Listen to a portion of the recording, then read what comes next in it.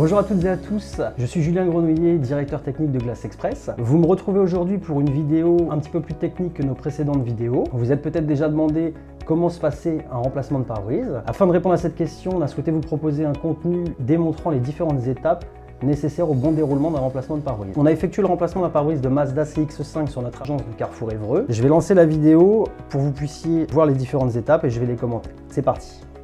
Comme vous pouvez le voir, le pare-brise est fissuré, c'est pour ça qu'on le remplace. Donc on commence toujours par un état des lieux du véhicule, de la carrosserie, pour voir les différentes bosses et rayures qu'il peut y avoir. Mise en place de protection à l'intérieur du véhicule pour éviter différentes salissures. Donc lorsqu'on doit remplacer un pare-brise, on procède en premier lieu au démontage des différents éléments qui entourent le pare-brise afin d'avoir accès à tout l'entourage pour procéder à la découpe.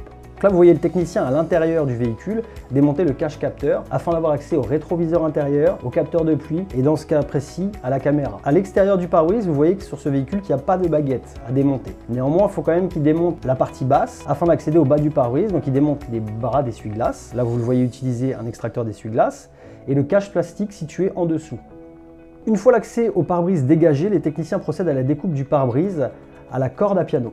Donc la corde à piano, c'est un fil de fer carré au bord tranchant, donc on va le déplacer entre le pare-brise et la colle afin de décoller l'ancien pare-brise. On peut voir un technicien utiliser une plaque de protection à l'intérieur du véhicule, qui est indispensable pour garantir la sécurité et préserver les garnitures intérieures de toute dégradation ainsi que le tableau de bord. Une fois la découpe terminée, on procède au retrait de l'ancien pare-brise. C'est quand même plus pratique pour poser le nouveau pare-brise.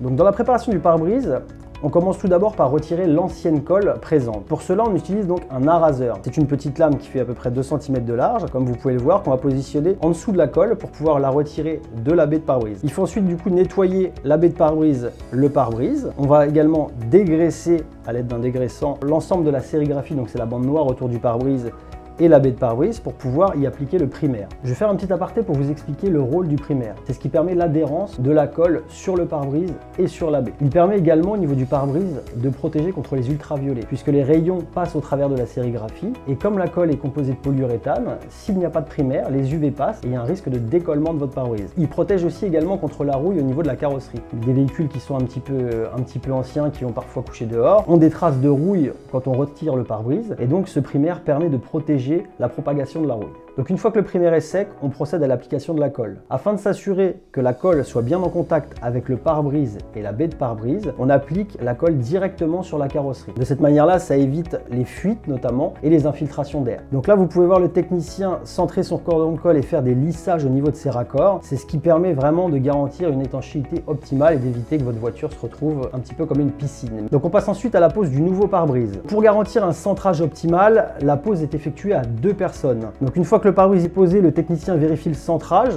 Vous voyez qu'il effectue une pression tout autour du pare-brise afin de garantir une hauteur de colle homogène. Il est important que le pare-brise soit centré, qu'on n'ait pas 3 mm d'un côté et 7 de l'autre. Notamment avec les technologies ADAS aujourd'hui, où le calibrage de la caméra ne peut se réaliser si le pare-brise n'est pas parfaitement centré.